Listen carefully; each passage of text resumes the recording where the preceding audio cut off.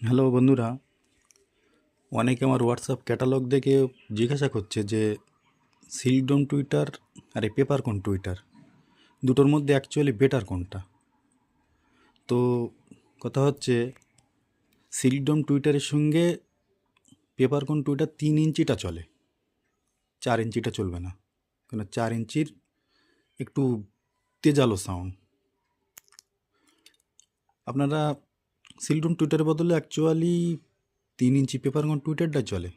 হ্যাঁ, তবে 3 ইঞ্চি কিন্তু যেটা পেলেন সেটাই চলবে।